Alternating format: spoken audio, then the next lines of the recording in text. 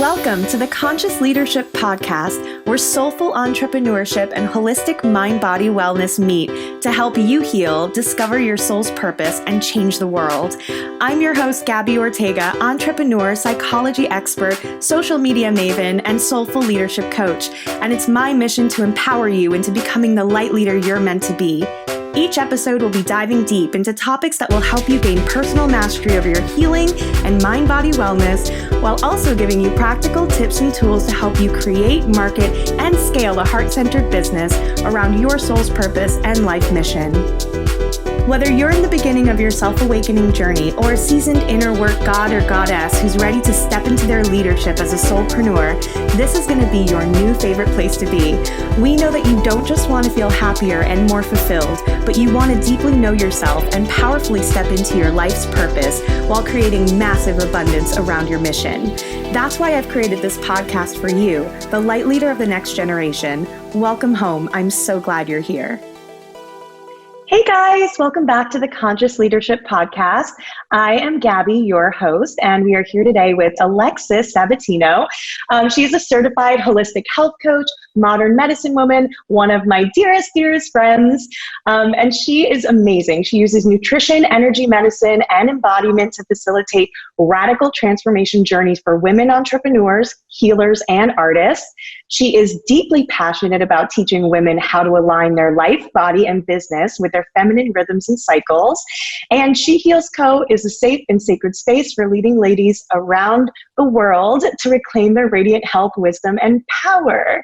Oh my God, so much juicy amazingness. Alexis, thank you so much for being here with us. You are so welcome, Gab. I can't wait to get into it. Yes.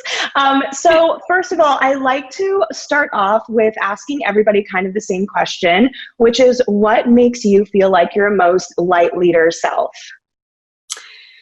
Okay, what a question. I think my response is probably going to be a little bit different than most other people's responses, but for me, being in my quote light leadership is really about also embodying my dark leadership, or my, the shadow work, and understanding the marriage of both and the unity of both. And a big part of my conscious leadership is helping women to embrace all parts of themselves and bring what is, dark or uncomfortable or shadow into the light to be really seen in the most kind of compassionate, loving ways. So for me, it's about embracing all of it and being wild and untamed. And that is probably my leadership style, is not kind of following the book, not following the manual, just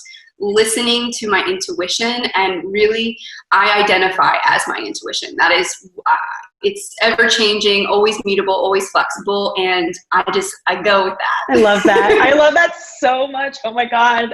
Yes, I identify as my intuition as well. That is so powerful. I've never heard it phrased like that, and I really love it. That's amazing. I love that you talk about incorporating the darkness. And I think that's so important. I spent so much of my own healing journey really pushing away what I perceived as my shadow self or darker parts of myself, because I was afraid of looking at it, or I just didn't know what to do with it, or I was told it was bad when it really wasn't bad. And I just needed to bring it back into my soul, which is like, hey, you're a very nuanced, layered human being, and that's part of your power. So I love that you brought the shadow and the darkness into what makes you your most light leader self, because it is true. We need to integrate, all parts of ourselves to be truly, able to be authentic and whole. Yeah. Yeah. Yes, absolutely. And I feel, when the spiritual journey begins, when you start to really activate that spiritual awakening, it's very normal to identify more with the light, wanting to kind of leave the avatar and the superficiality of your reality behind and just be kind of, going closer to the light and forgetting that we are having a human experience, and it's beautiful and it's messy and it's ugly and it's sacred and it's everything. And so, the more that we can integrate both worlds and both parts of who we are, the healthier, the more radiant, the more vital, the more clear, the more centered, the more embodied, and the more kind of uplifted we will become, right? Yes. Yes, 100%. Yes. I literally want to shout this from the roofs. Yes. Yes. We can't really reach the full expression of our soul unless we really learn how to love all the bits and pieces of ourselves that we've been told to hide, or that aren't good enough or are bad. And that was certainly a huge part of my integration in my own journey, and something that I actually found like a lot later on, because I was kind of, through the popular kind of what is healing stuff that we talk about, we really do only talk about kind of the light and stepping into your highest self. But how do you even get there? Well, you have to dive into the darkest parts of your underworld, of your soul, to really reach then whatever that highest self is. It also includes those darker parts, but you have to go there first to understand them. You can't bypass, right? Yes, and it's so interesting because you can become addicted or attached to either one. I've seen it happen on both ends, where there are healers who really identify with the dark, and that's all they really focus on. And then there's the healers who identify with the light, and that's all they focus on. And there's not a lot of integrated practitioners who really understand the marriage of both. And we as human beings do tend to have this very addictive, attached nature, where when we think something is right and something else is wrong, we then polarize ourselves and kind of separate and compartmentalize instead of bringing it all together, the masculine and the feminine, the yin and the yang, the dark and the light, the high and the low, the suffering and the peace, right? Like one of the things I teach all my clients is you can hold it all at once.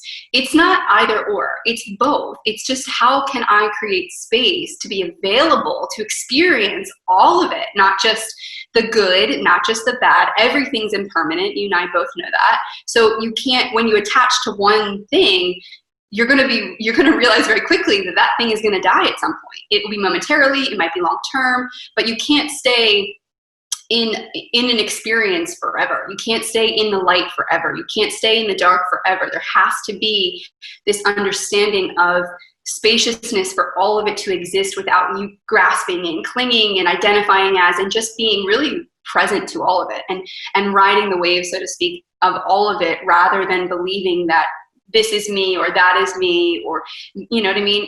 And just giving yourself space, basically. Yeah, that's so important. Like space to explore with an open mind, with almost like a childlike curiosity, with a lot of love and compassion, but to explore nonetheless, these parts of yourselves that can be very, complicated. So I guess like when we're talking also, because the people who listen to this podcast, the human beings, the soul leaders, the women. And so we really are talking to embodied women who want to step into conscious entrepreneurship, who want to do something that changes the world in a major way. They feel like they've been called here to do something. There's a mission. Why is it so important that we do all of this stuff with shadow work and really integrating the light and the dark, and this deep inner dive into what makes us the layered tapestry, human being, soul being that we are? Why is it so important to do this work before stepping into leadership? Great question. I feel like I'm going to give a sort of an unpopular opinion, and I'm going to give it in a perspective that may feel a little bit triggering and activating, but it should activate your codes, which, my belief is, if you're going to hold space and step into true embodied conscious leadership, you have to be willing to go anywhere within yourself. And if you're not willing to go anywhere within yourself, then you're not really ready to step into the fullness of your conscious leadership. Because how can we hold space for people to traverse and explore and examine themselves and all of the shame and all of the pain and all of the trauma and all of the segregated and rejected parts of who they are, if we're not willing to go anywhere? And I think for me, what has allowed me to step into a more embodied, more conscious way of leading is there is nowhere I'm not willing to go. Like I will go anywhere in myself. I will yes, I love you. I'm not we're like, we'll go there. We'll be the first. We're fine. It'll be great. And you know, it's been hard for me, like as a woman, forget the healing aspect, forget the practitioner and the businesswoman, but like as a woman, it's been hard because in relationships, people don't always like to do that. They don't always want to go into anything and everything. They, you know, we all tend to have these boxes or these closets that we're like, I ain't opening that. And I'm always like, let's bust it open. And, you know, that can make people feel really uncomfortable because they're not willing to look at it. And you know, obviously it takes time and you need resources and you need tools, but for me, embodied leadership is like, we're not going to love and light our way through this. We're not just going to throw compassion on it and forgiveness on it. We're going to get wild. We're going to get angry. We're going to get raw. We're going to get in our rage and our power and our confusion, in our scarcity, in our trauma. And we're going to allow it to speak to us fully. And we're not going to shut our ears off and only listen to the things that we want to listen to. So my opinion, my perspective is conscious embodied leadership is about really being willing to go anywhere within yourself. And when you're willing to go anywhere within yourself, you become a leader who is willing to explore anything with her clients and, you know, and her community. And that in and of itself makes people feel so safe because they know, whether they know consciously or unconsciously, they know that you're willing to be there in the fire with them. And when they know that you can hold them in the fire, they're no longer afraid to be in the fire. They're like, I got this girl or this practitioner or this energy or this container that's holding me. I don't need to fear what's here because someone is present with me. And beyond like the someoneness, it's like this essential energy of safety that you are able to create and contain because of your willingness to become unsafe within yourself in order to understand and heal whatever things are, you know, whatever imbalances and dysfunction are going on with you. So, you know, that is my opinion. It doesn't mean that there's not great work that can be done without that component, but you really elevate yourself into a level of leadership when you just are no longer afraid to crank it up and go where you need to go. And also with the understanding that it's not always about being in the trauma and the darkness and just like, you know, because there are definitely women and practitioners who, you know, kind of stay in that realm as well. It's just this willingness to just go anywhere and let your body, this is really the big part of my work, is let your body speak to you. That's where your subconscious lives, as you know. Let your body speak to you and guide you through the journey. You know what I mean? Yeah, absolutely. And I agree 100% with everything you're saying. I think, you know, from my perspective, being trained as a clinical therapist and coming from that world, I saw so many therapists not doing any inner work. And it's not to shame anybody. You know, everybody has their own journey. I understand that. But if you are walking, I kind of assumed, I kind of assumed that walking into that world, everybody who's giving help is doing their own work and really, really conscious.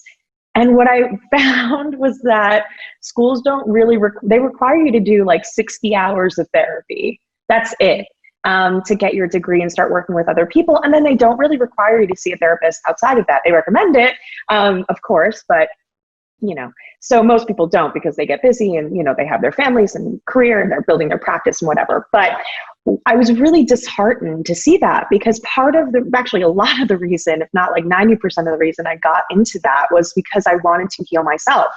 And I'm like, how can you stand in your integrity and be ethical and claim to be ethical if you are sitting with clients all day, helping them process their really, really dark stuff, and then at night you're hurting yourself, you're drinking yourself into a coma because you're like, you can't take what's happening. I know I certainly did that in the beginning. It was very, very rough, and I didn't know how to take care of myself. Having a couple of glasses of wine at the end of the night, you know. It's because like you're dealing with so much, but you're not taking care of yourself. And then not understanding why you're being triggered to then go and numb, you know, or maybe like self-harming in other ways or taking it out in other ways of just, aren't healthy. And then you're not also looking at what you're bringing into the room. So you'll react to things without knowing why you're reacting to your client saying this. And instead of being able to facilitate their healing journey by holding yourself back and understanding, you might say something in reaction that could harm the patient or the client. You could say something that just comes from a place of being triggered because you're so unaware and unconscious. And it's not that, every therapist out there is running around triggered and not doing great work.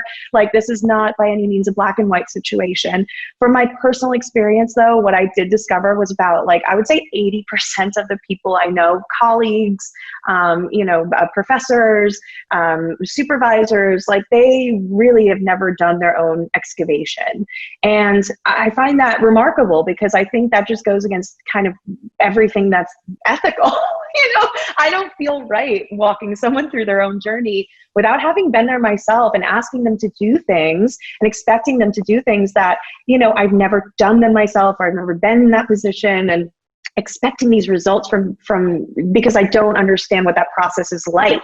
And then maybe the client gets a shaming experience, and that could be painful. So I completely 100% agree that this is necessary. If you're going to be in a leadership position, you need to know your shit. You need to know what's going on inside of you. You need to know what your shadows are. Shadows meaning your trauma, your pain, your unhealed wounds, the things that drive behavior, and also embodying the parts of yourself that you've been told you should hide. So, the parts of yourself, for me, I was like a talker. So for many years I was told, be quiet, you're a girl, you're supposed to be pretty and sit nice and only speak when spoken to, kind of a thing.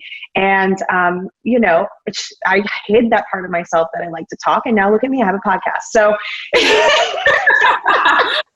that used to be a huge source of shame. And that was a huge shadow for me, that I was like a talky person.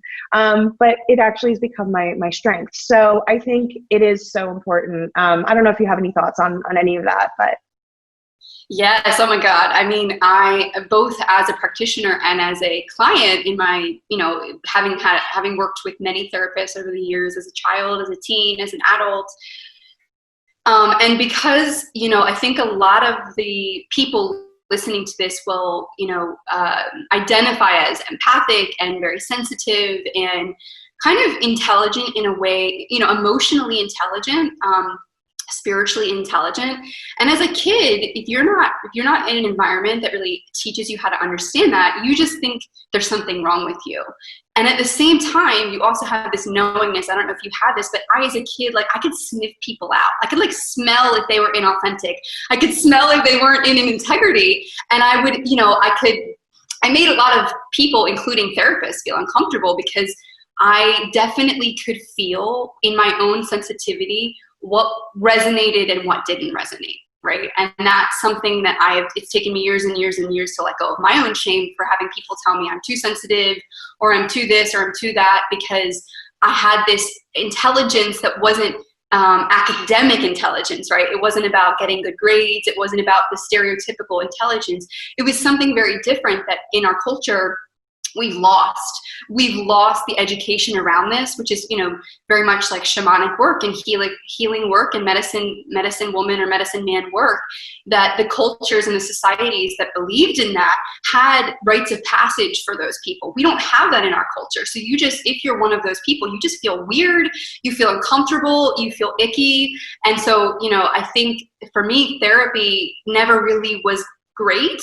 Typical therapy never really worked well, because they didn't know how to speak to that part of me. They didn't know how to speak to that, the emotional sensitivity, the spiritual sensitivity, the energetic sensitivity that I already could feel, but I didn't know how to articulate. And I'm sure a lot of the leaders listening to this or just the women who are learning, or the men who are learning how to transition into their leadership are thinking, oh my God, I totally felt that way. I totally felt like this kind of way of being in our culture, in our society, just doesn't work, and it didn't work. And so I have definitely seen a lot of therapists, doctors, obviously. You go to the hospitals, and how sick do nurses and doctors look often?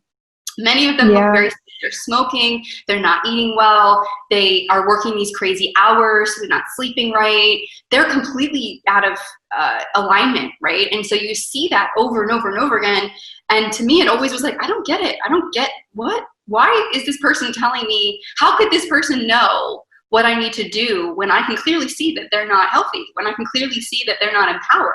So it's not just the function of the therapist and blaming or shaming therapists. It's like, it's the whole system. It's systemic.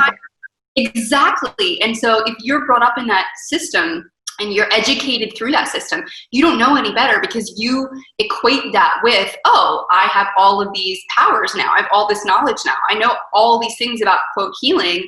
You don't, there's a limitation to what you know. You understand a superficial layer, but you're really not able and aren't equipped and aren't taught how to explore yourself, how to examine yourself, how to, like you said, go through your own excavation to make sure that your vessel is clear when you are approaching other people. I can't tell you how many experiences I've had in the hospital or in doctor's offices or psychologist offices that were just so traumatic.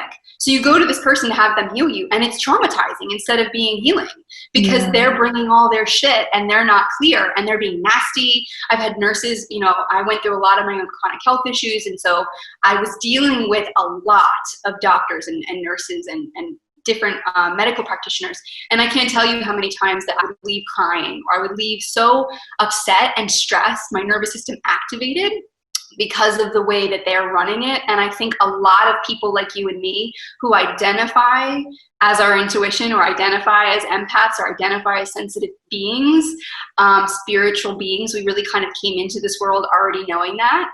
We really struggle in those environments, and it becomes the place that we go to get help ends up being the place that causes more trauma. And a lot of my clients have shared the exact same experience with doctors, nurses, therapists, and they come to me and they go, I can't believe that this is possible, that there are people who are trained to do these things, to deal with really complex issues, but there's a container that just feels ultimately so safe. And that to me, if you can create that again and again and again, first within yourself, it has to start here. If your vessel is not clear and you're not safe in you, you cannot show up and make other people feel safe. They will smell it. Even if it's subconscious, you will feel it, they will feel it, and then the healing, the deeper healing really isn't going to take place because there's a lack of groundedness and integrity and truth on some level. Yeah. Oh my God. Yes, that is so powerful. And it kind of also reminds me a little bit about sometimes when I have people tell me, well, I'm afraid of getting not getting clients, not getting followers, not growing my business. And I'm like, well, are you doing all the work on yourself? They're like, what do I share? I'm like, are you doing this work on yourself that you're going to do with your clients every single day? And they're like, well, sometimes I meditate, like sometimes I do this. And I'm like, well, no, that's the whole thing. Yeah. Content, you want to get people to follow you. You want to get clients. It's about trust. And it starts with being transparent. It starts with doing your own work and showing people, being a model and a mirror to what they can potentially do for themselves. And that is so important. And that's what's going to get you the followers and the clients. And I mean, I don't run ads every day and spend tons of money, and neither do you, but our practices are completely full with a wait list because we show up in a way that people know we do our work, we are in our integrity 100% of the time, and that we don't fuck around. Like we're not here to mess around, and we'll give you your money back if it's not a good experience, because we've done this, we know it works. But if you're not showing up, or if there's something else happening, we live in our integrity. Go be well. But 100% we are definitely grounded in that. And that is what I'm convinced really builds that trust, that builds that brand, that builds that business that helps you change the world. Yes. And I am so glad that you mentioned, the whole concept, especially as leaders, especially being online. It took me in the beginning a lot of deep work to get comfortable with being online, because I never imagined that I'd be an online entrepreneur, let alone an online healer. And so transitioning into the online space was a bit weird for me. And I definitely had to come up against a lot of my own shit to see, to be present with people, to be vulnerable with people, to show myself in different facets, to be, and also to be in my power and not be afraid or ashamed of that. Because that's, one of my wounds is because I'm so willing to be in integrity and in my full power, I know that makes people feel uncomfortable. And so the codependent part of me that everybody has you, especially as a healer, you want to make people feel safe. And so if you if your power and your integrity is making other people feel unsafe because it's their own stuff, it's their own triggers, you start to go through this whole like codependent game with yourself where you're like, ooh, I shouldn't say, maybe I shouldn't. And I got to a point where I was like, fuck this. I don't care. I'm going to make sure that when I speak, this is my rule. When I post, when I comment, when I share, when I record, I always check in. Am I doing this from love or am I doing this from ego? And if the answer is love, then I know, share this message. And whoever receives it, however they receive it, is their journey and their experience. Because another synonym for love is truth. We don't look at it like that. We don't think of truth as love. My experience, my spiritual journey, my spiritual education has brought me to the place of knowing that pure love is pure truth. And it may make you feel real uncomfortable, but it is love, because you cannot heal if you're not willing to get real, right? Like if you're not willing to be in truth, how can you, you're not going to know what's wrong. You're not going to know what your body's telling you. And so I think it's so important to just, at least in this new kind of generation of healers in this crazy world that we're living in, we have to be willing to be bolder than, codependent, like, I don't want to say this because I don't want to trigger you. It's like, we all got to own our stuff. And I find that as long as you're saying something from love, it's not about being self-righteous and I'm right and I'm going to throw this on you. It's about, I love you so fucking much that I am going to lay it on you in full transparent truth. That is how I love people. That's how I love my clients. That's how I love my partner. That's how I love you. That's how I love my family. I can't live in the illusion. I can't live in the lie, because lie perpetuates illness. Yeah. And our natural state of being as spiritual and as human avatars is to live in truth. Living in secret and living in lie goes against our blueprint. We are not designed, nothing else in nature does that. Animals don't lie about who they are. You know what I mean? Birds don't lie about who they are. Trees don't lie about who they are, right? We have to mimic and embody nature. And for me, secrets and lies and even just omissions can lead to perpetuating illness. So, and because of my own journey with healing so much chronic illness for 10 plus years, it literally makes me feel sick to swallow stuff. Like if some truth is coming up and I'm like, oh, I don't know what to do with this. Like, I don't know if this is going to activate someone or trigger someone. I'm like, oh, should I push it down? And I literally can't push it down because I know, because I've lived it, it will make me sick. And I encourage my clients, don't project your stuff on people. That's not what I'm telling anyone to do. It's not about projecting shit onto people. It's about, I need to speak this and express this in the most authentic way possible. And when you ask yourself, before you make every choice, before you speak every word, am I speaking this from love? Am I speaking this from truth? Am I speaking this from authenticity and integrity? If the answer is yes, you let the pieces fall where they may and you speak your truth.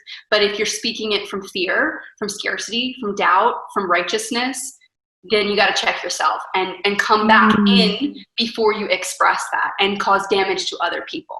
But I know that my space is it can be particularly activating, my social media page, because I'm just not willing to hide myself. I love that though.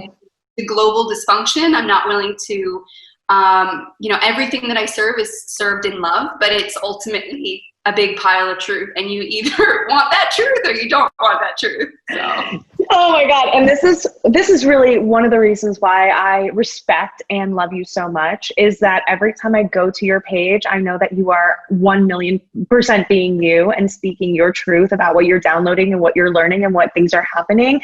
I've learned so much. I've actually definitely had to do my own inner work around feeling triggered around like things that I was unfamiliar with or not understanding. And it was such a fun exercise because I know you so well that I'm like, I respect your work and I know you do your research. So it's like, wow, these deep beliefs that I have are really programmed in there. And like, let me do my own, like kind of digging into what she's talking about. And every time I'm like, wow, this is profound. And it's such a opportunity for me to deepen into my own work just looking at your page. And I invite anybody who goes and checks it out, if you feel, triggered, or you're like, wow, this is really out there or intense or whatever, I want you to like take a step back and ask yourself where that judgment is coming from. And is there actually something here that you're identifying with that you're scared of? Because for me, it was like, ooh, like that sounds like scary, and it could be true, and it could be something really intense for me to come to terms with, but that doesn't mean I run away from it. And it doesn't mean that you let the excuses that pop into your head stop you from really seeing things. I think we're at this stage now where we are ascending into 5D consciousness. We hear this, I've been hearing this everywhere. I don't know if you have, but I really feel like there are people who are really grounded in the 3D and really stuck. And there are people who are now ascending into this state of heightened consciousness and interdimensional beingness, and just the idea that we are these souls in human skin sacks having a human experience. But with this kind of, with this kind of ascension, it's very interesting seeing all this new information coming out, how fast it's coming out.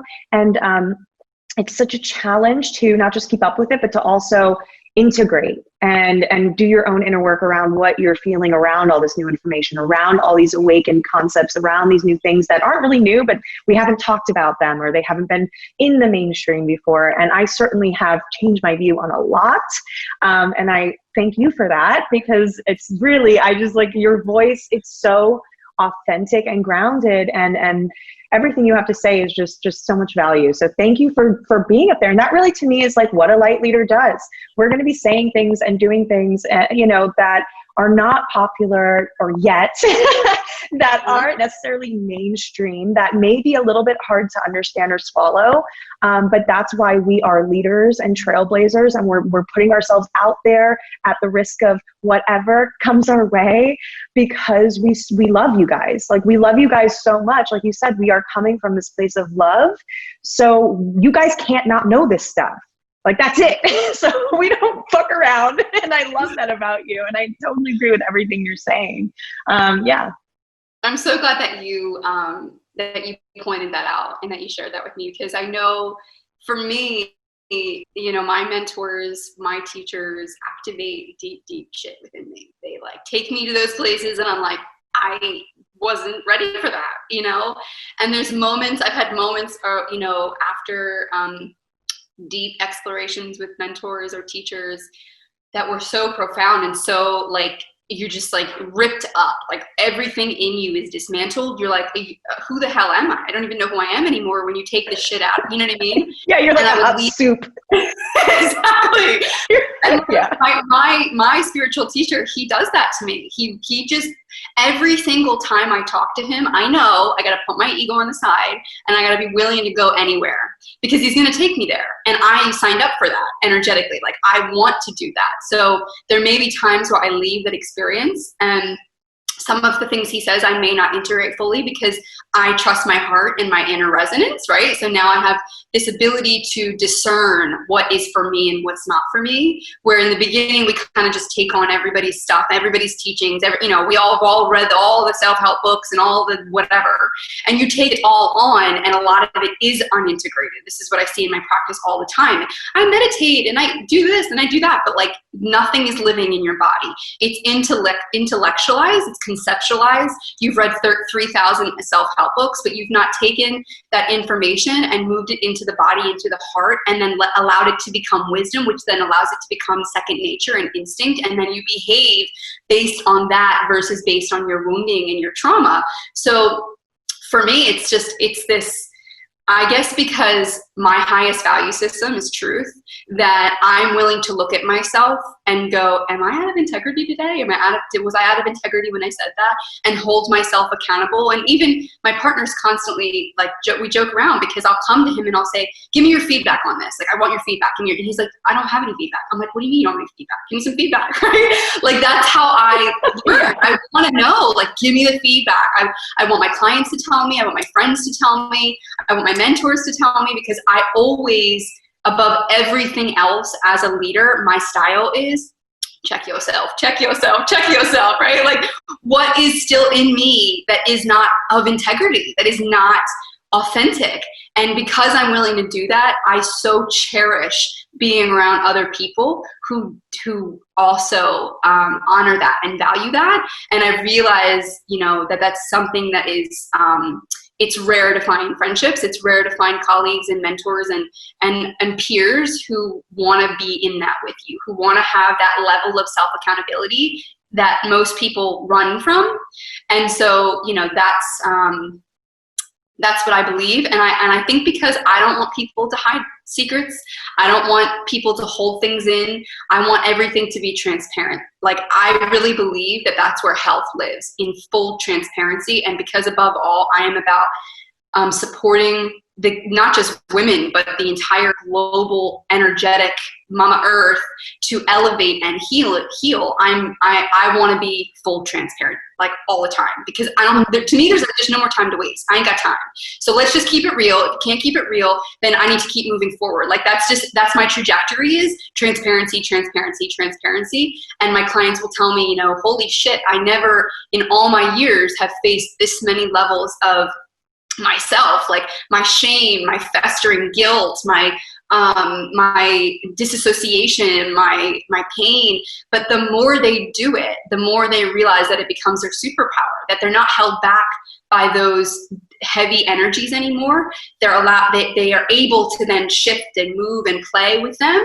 And really, so my Enneagram is, I think I told you this, I'm a 7 wing 8. So I'm an enthusiastic challenger, which means, like, I love, like, getting right in there into the deep shit, but I'm going to make it really fun. Like, I love to make the healing journey humorous. Like, if you can inject humor, install humor into your healing journey, that will amplify the healing to a great extent. When you take it so seriously constantly, you just stay in that dense energy, and joy is medicine. Joy is the antidote for suffering. So if you can find ways to create those moments of just, even if it's a moment, just a single moment where you feel lifted in that joy, that is so powerful. So as deep as I go, I love to have fun through that process. Even if we're dealing with things that are really painful, why the fuck can't we have fun doing it? Where in the rule book, where in the manual does it say we need to all be gloom and doom about our trauma? Why can't we look at it with new eyes of, this is like powerful medicine that I have within me that I can transform,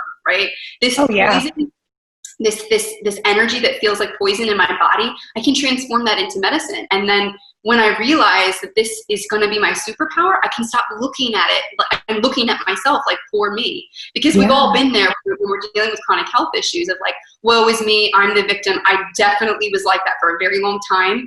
And things shifted in me big time when I realized, no, this is my superpower. Like, I am going to use this experience to change the world. And anybody listening to this who is a healer, an artist, an entrepreneur, a leader, like, this will be, your pain will be your medicine. So never look at your pain like it is some enemy of the state. Like, that is going to take you to the exact place with the exact people to do the exact work that you came here to do. And that for me became like my mantra and my motto. And through that process, I really was able to do that deep healing work. Oh, I fucking love you. I love you so much. Oh my God. That's such You can see I'm a talker too. No, I think that's why I just I love, and you guys, we have her and I have Zoom conversations like this all the time, without recording, we talk about things because it's so important to have this dialogue.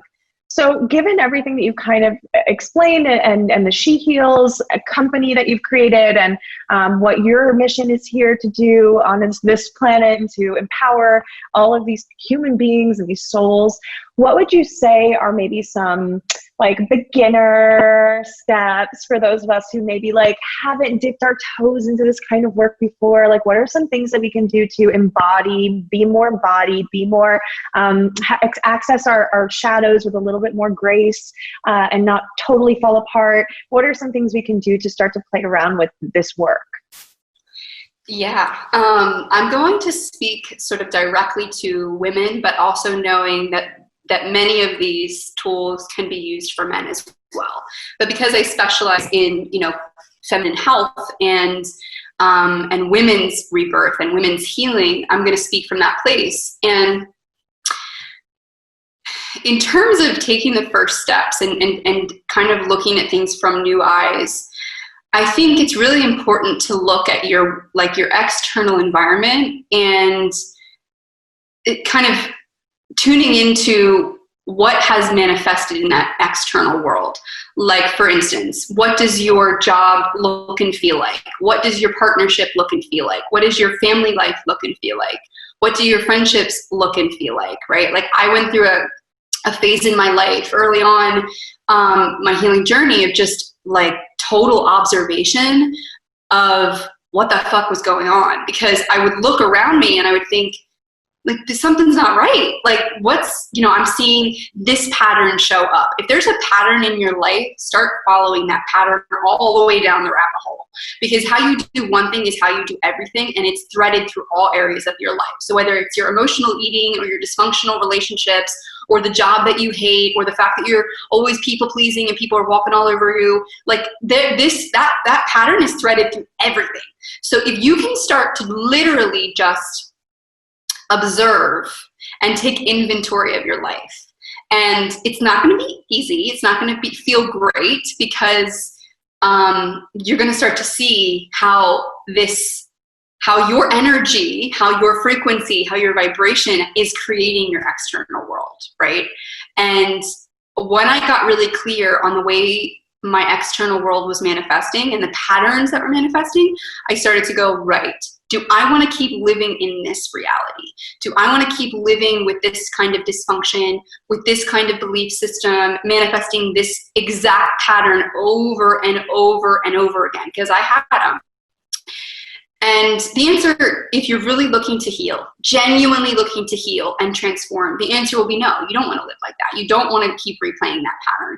But if you are noticing resistance to that and you're noticing attachment and addiction to those patterns, then start looking into that attachment and addiction. Like, why am I attached to this? Why am I addicted to this? What am I getting from this? Because we don't do things unless we're getting something, even if it's dysfunctional. Like, for example, many women who have chronic health issues, it usually started young, either as a child or a teenager, and it's because it was their way of getting love. It was their way of getting attention when they weren't getting attention. So they manifest illness subconsciously, not consciously, in order to receive love. And so when I was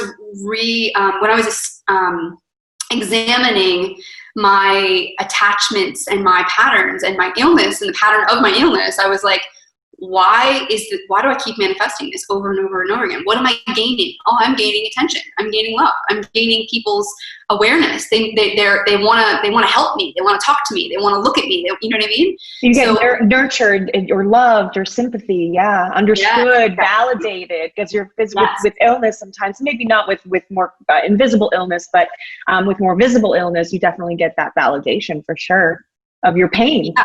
Yes, exactly. And so again, it's not a conscious choice that we make. It's not something you go, oh, I want to get sick, right?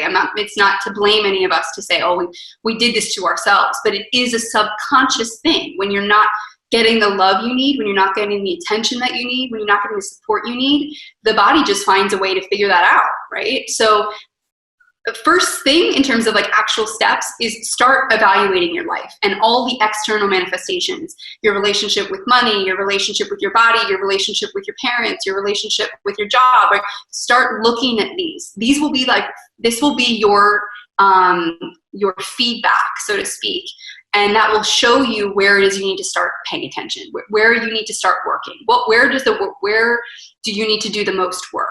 And I think so I want to say I want to talk about mindfulness for a second as a tip, because I think a lot of people have this idea that mindfulness is just awareness. I see this again and again and again. I definitely felt this way as well. Mindfulness is, I have awareness about my life, right? I have awareness that I have dysfunctional relationships. I have awareness that I'm addicted to my trauma. But you cannot stop with just awareness. Mindfulness is not just awareness. Mindfulness is compassion plus awareness. So if you just have the awareness that you're living out of integrity, that you are out of alignment, then you're going to beat yourself up and go, I'm such a piece of shit because I'm out of alignment. Oh, I'm such a piece of shit because I keep manifesting this pattern. Then enters compassion, which is the final piece of mindfulness. And when compassion comes in, it basically meets that awareness by going, why did you make this choice? Why are you manifesting this? What is it that you need? How can I help you? What do we need to do here? What action do we need to take? Where can we find support within ourselves? And without those two components, it's impossible to go deeper, because you'll just go deeper, but you'll get meaner. You'll get meaner towards yourself. You'll have the awareness, but you won't have the unconditional love. And you'll just be like, this is what's wrong with me. This is what's wrong with me. This is what's wrong. I'm so broken. I'm so damaged. and then we get into a dangerous headspace of like, I'll never get better. Exactly. And we've all been there. Like I definitely, I was queen of awareness. I was like, I know all the shit that's wrong in my life. The missing piece was I wasn't loving myself. I wasn't going, why did I make this shitty choice? Why am I remanifesting the same pattern and cycle? Why? Like literally ask yourself why, and then offer yourself like, oh, it's because you're acting out of trauma. Oh, it's because you're acting out of your limiting beliefs. Oh, it's because you're acting out of your conditioning and your programming and the way that you were raised and the fact that you want love, and this is the way that you are dysfunctionally and subconsciously trying to get it. So when you know that and you kind of start to look at yourself like a child, it takes the edge off of it. And you're no longer just beating yourself up, but you're going, holy shit, there's a woman, there's a child, there's a teenager in me that literally just needs someone to hug her. And if I can't do that for myself, what the fuck am I doing on my healing journey? If you can't find it in yourself to hug yourself and love yourself, you're not going to get far enough. And so you may not believe it in the beginning. This is what I tell my clients. You're not going to believe it in the beginning when you say things, when you say I love you, when you hug yourself, when you do some of the embodiment practices. But the more you do it, the more you believe it. And your body will start to respond to you speaking to yourself differently, touching yourself differently, holding yourself differently, right? And then over time, little by little, that becomes embodied and integrated. And then you're not acting out of those old patterns and that old trauma, but you've now rewritten the story. So it's really, step one, evaluation, that awareness, having awareness of what is not working in your life. And then step two, entering that compassion itself. And if it helps you to look at yourself through the eyes of like, an all-loving mother, some sort of entity that, is a feminine entity that makes you feel safe. Maybe you had a grandparent or a teacher or a friend or a mentor, whoever, bringing them into this space to help you kind of be with that. If you can't love yourself, let them love you within you, right? Sometimes I think that the easiest way to do that is to connect with the Mother Earth energy, because she is just this all-loving, unconditional force that we can always tap into. Like literally anytime you're like, and if you have a dysfunctional relationship with your mother, that makes it really hard to mother yourself, because you haven't been modeled what mothering really looks like, what empowered, authentic mothering looks like. So look for other archetypes of that. Look at other entities that embody that, whoever that is for you. A big one for me is Mary Magdalene. Like whenever I need that really maternal divine energy, I call her into my space when I'm struggling to love myself, when I'm struggling to be myself. So find that, what that is for you, and then bring that into your awareness space, your healing space. And that in and of itself, like having that love be present with you, is healing. Just that alone, just allowing love to fill your body is healing. Oh God, I love that so much. Like everything that you just said was healing for me, just listening to it. Yes. And that it does, with time and practice, become integrated. That these are things that, we start with observing, and then we start to, intervene when we have these moments where we notice our patterns coming up, and then we start to notice that the patterns kind of stop, or we see them and we don't behave in the same way that we used to. And I think it's a hugely important part to bring in the self-love, compassion element to mindfulness, because it's so true. I grew up, I always talk about this. My mom's a psychologist. I love her so much. I admire her so much. And she gave me the gift of being very, very self-aware from a very young age. And she loved me dearly, and she was very much like empowering, but I was very bullied at school. And so it was just between my mom and like all those other kids, those kids won in terms of what I saw about myself. And when I grew up, I was like, wow, look, I have all this self-awareness, but I'm beating myself up so much. The self-awareness isn't facilitating any change. My patterns are still the same. I'm still dating these horrible people who like don't treat me well. I'm still not believing in myself. I'm still working the same kind of job I think I'm worth, and looking at all of these other people who are living these amazing lives saying, wow, fuck those guys, instead of like, wow, that's actually something my heart is like, I want this so much. And I'm just like, I want it so badly. It's coming out as rage because I'm like not giving it to myself. I'm denying myself that choice and that doing the work that, I need to do to get there. So once I started going on my self-love journey, that's when I saw tremendous change, huge change. When I started to do that kind of answering myself with compassion and almost reparenting, like you said, like approaching it like the kind of all-loving mother figure, it changed everything. And suddenly I saw this very dysfunctional girl as this girl who was in just tremendous pain. And and even in just like that single moment of awareness where I really was like, I said to myself, okay, instead of beating myself up about it or feeling like a failure and like going in bed and like ripping the covers over my head for the next 2 days, I'm going to ask myself what I need. And I did. And I like cried. I was like, wow, okay, this is powerful.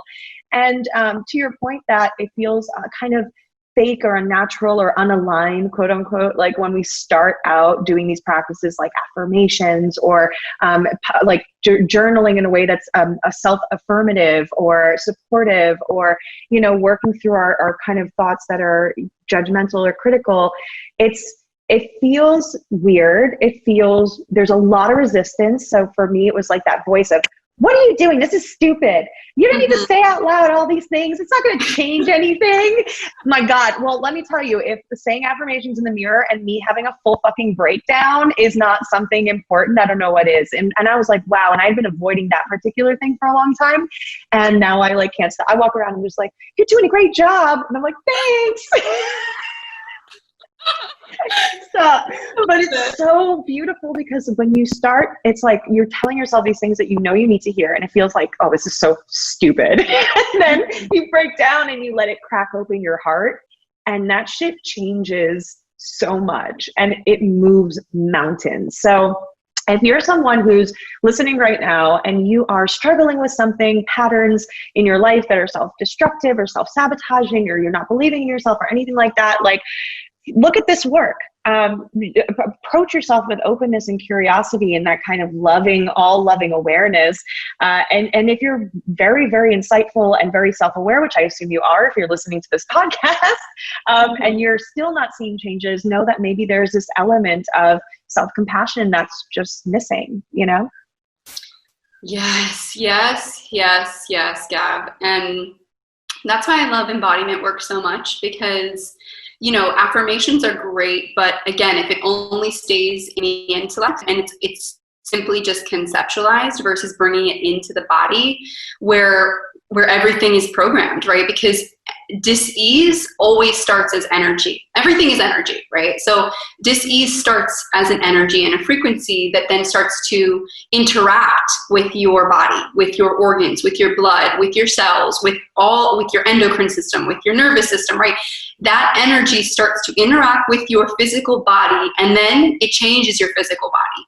So, we have become, especially as women, so disassociated from our bodies, so afraid of our bodies, so ashamed of our bodies, that going back in is really challenging, but that is really ultimately where the healing work is. And so that's why, if you're someone who's like, I don't really want to do affirmations, or I'm not seeing any changes with affirmations, although I will say, just like you did, whenever I have my clients speak those affirmations out loud to me, they break down, because hearing yourself say out loud, I love you, I'm sorry, I forgive you, whatever it is, it literally breaks you down. You start to dismantle all of the walls, all of the gates and the fences that you've built up around your heart. And so I love to use other things outside of affirmation, like singing and dancing, because we are these, our ancient wisdom, our ancestors, that's what they did. They stomped, they sang, they screamed, they yelled, they chanted, they moved, right? And that is how you move energy out of your body or transform that energy. Oh, yeah.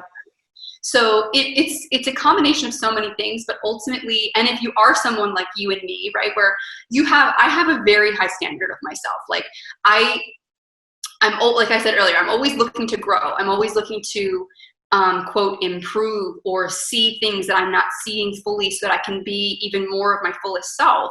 That is something I value. But the flip side of that is it can become very critical if I'm not aware enough, and then I start to beat myself up. If I'm not conscious and present with myself, like, whoa, are you going down this road of like giving yourself a hard time because you did this and not that? Or are you offering yourself love in that moment? So when I was really sick in my chronic health issues, that was the missing component for me. It was like I was doing all the right things. I was doing all of the physical things, the supplements, the nutrition, the herbs, the whatever, right? Acupuncture and massage. I was doing all the things, and it wasn't making enough of a dent because simultaneously I was also going, what the fuck is wrong with you? Why are you so sick? You're so sick. Look at you. You're so pathetic, right? Like that was my dialogue. I was so angry with my body. Like I had this disgust, like, ugh, how could you not look at you, you pathetic woman? And until that dialogue changed, I was only able to reach sort of a ceiling in my symptom relief. And almost immediately when that shifted, big things, my body shifted immensely. And so that's really what I teach women to do beyond the nutrition, beyond the supplements and all the sort of superficial things. I help them learn how to preserve themselves. That's the key. We don't know how to preserve. We don't understand self-preservation. We don't understand what that even means and the power, the potency of that medicine. And so we have to relearn the meaning of self-preservation. And when you become an embodiment of self-preservation, you will live in a state of radiant health, right? Oh my God, yeah. I just feel like I took some medicine. That's so good. I love that. Oh my God, your clients are just so lucky to have a leader like you. And I know that for me, your dance videos inspired me to put up my dance videos, because dancing is really one of my favorite embodiment practices. That, and I shit you not, screaming, like primal screaming. Like a crazy person, oh my God, is so relieving. You might like fall into a puddle of tears afterwards, but if you're really moving through like something very intense, if you have access to a forest or woods or kind of an area where you can be away from people so no one calls the police because they think you're getting like hurt, or you have a pillow and you can just scream into a pillow in your car or in, something like that. It is so like the catharsis is insane.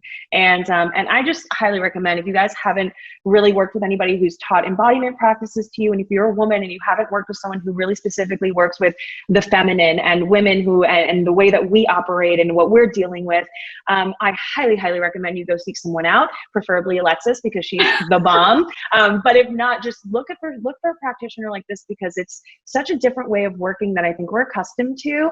And as someone who's comes from the clinical space, like we're bringing more of that work into it, but not quick enough. So I'm really glad that we have people like you who are coaching, we're out there doing this kind of work. And that is really going to change the world in so many ways. So thank you for that. So before we kind of wrap up, I would love to kind of just have you explain a little bit about how we can find you. How do we work with you? I think you had mentioned an amazing guide that you created. If you're in the audience, you might be getting a freebie today. So yeah, tell us all the details. How can we find you? How can we get more of you? Yes, there's lots to give. So I'm in the process of transitioning, obviously, from one old brand to the new brand, which is the She Heals Collective. So the website is currently being transitioned. It will be available very soon.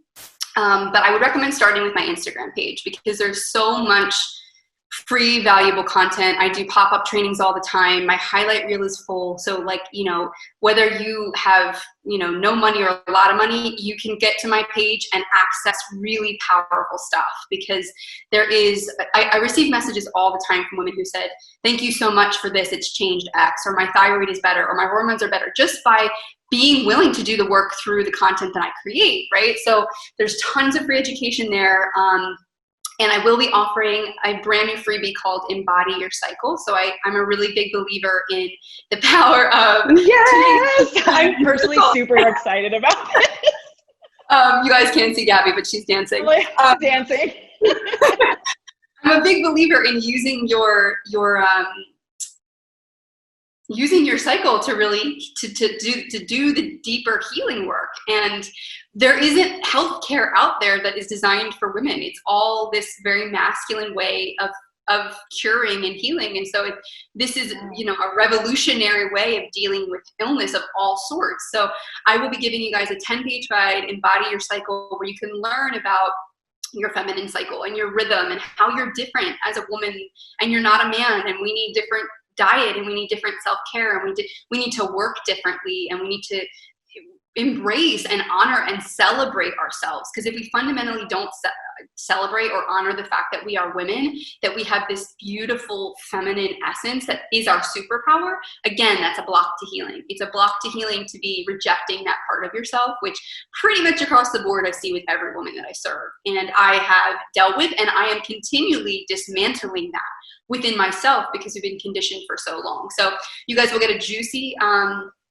a guide that will teach you all about the phases of your cycle and how to embrace that, and how to really use your cycle as a blueprint to live your life beyond just what to eat, but like how to tune in and how to live this authentic feminine life. And then other than that, I do all sorts of intensive workshops. I will be re-releasing a group healing journey, which is a really powerful community-based healing journey.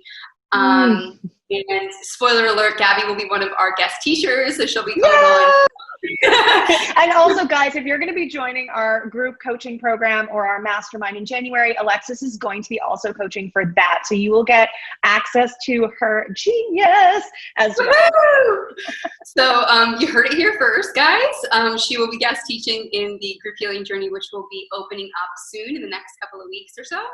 And I do work with one-on-one clients and intensive workshops. So there's a whole variety of ways that you can work with me. But yeah, come over, say hello, DM me, tell me you heard the podcast, tell me what you thought, and we'll go from there. Oh my God, yes! And I'm so glad, like as a last note, because this is going to be what we talk about on our next interview together, or fireside chat. It blows my mind.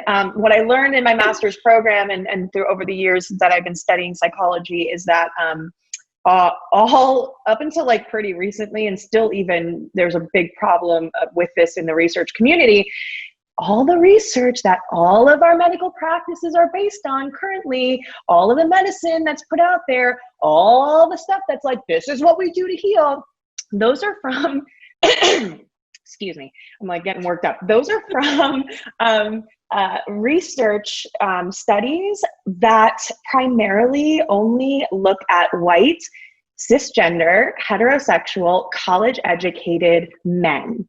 Yep. So that is the standard to which everything has been built.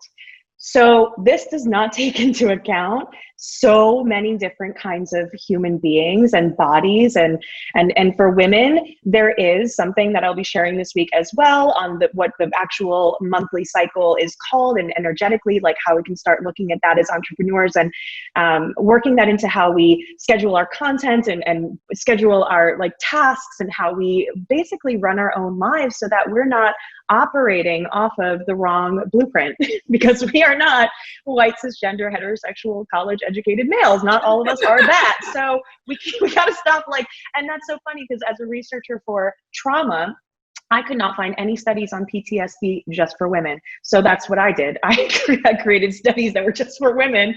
And that's what I'm focused on, because there is really no data just around women's experiences. So in women's health. So we're digging into it, and we'll get there. You and I are going to head the picket lines. We're going to storm the labs. You're preaching to the choir.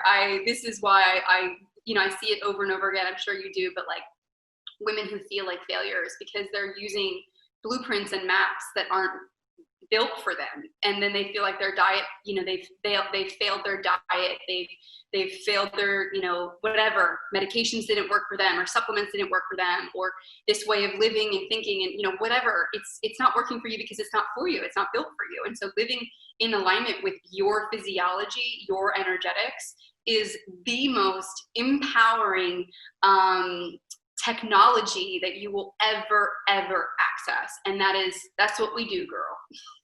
Yes, you can't put a fish on a mountain and expect it to like do the same thing it's gonna do in the ocean. Like, let's just like be real, they're treating us like fish on a hike, and it's like, well, of course we can't do this. But you know what? We're great in the water. So exactly. More on that coming up. We're definitely going to have to talk about that. But thank you so much for all of your wisdom and lending us your heart and your time and your energy. I'm sure if you're listening to this, you are receiving energetic downloads from Alexis, because that's what she does. She just like exudes loving energy. And is there anything you want to leave our viewers or our listeners with today?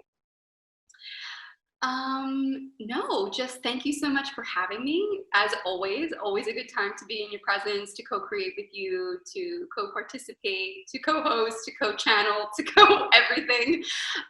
So much coming up. And I look forward to our next Cubana meeting. Yes! Oh my God. Thank you, Alexis. All right, guys, we will catch you next time. Thank you guys so much for joining me for another episode of the Conscious Leadership Podcast. I am so excited that you're here and that we are growing together. If there was anything that you took away from today's episode, I would love to hear about it. Take a screenshot, tag me with what you took away, and we will repost you. And if you are interested in leaving us a review on iTunes, we are going to give you a free copy of my Subconscious Reprogramming Workbook. It is an incredible workbook that helps you work through all of the deep programming that happened during childhood that might be holding you back in your life today. So super valuable. This is a $75 workbook. I am willing to just send it to you for free because I would love to hear your feedback on iTunes reviews. So shoot us a review, take a screenshot, and DM us with a screenshot of your review, and we will send you a free copy. The Light Leader community calls are also up and running. I'm so excited to be providing a completely free space for all of you guys to come connect, learn, grow, and step into your light leadership.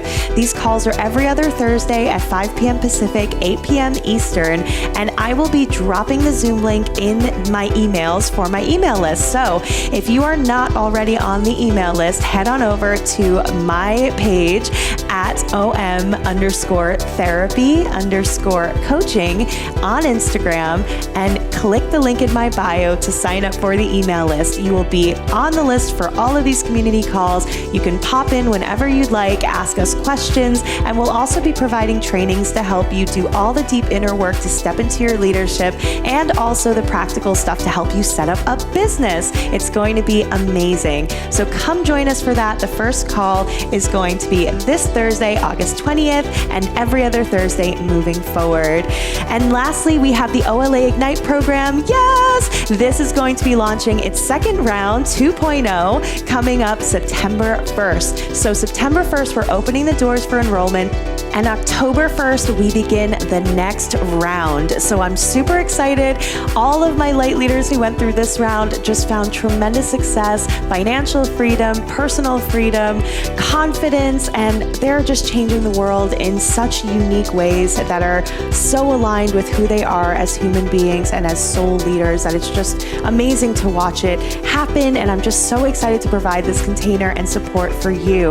There are going to be guest coaches, OM specific co-coaches, me, a 12-week online course, group calls twice a month, one-to-one call support, and it's just a constant hype up. So come join us if you are a female light leader, I am calling on you to join our community. So we launch enrollment September 1st. Keep an eye out and we will keep you updated with all the latest. Thank you again for joining me. I am so happy to connect with you, and keep coming back and letting your powerful light leader shine. We love you, we see you, we need you, and we honor you.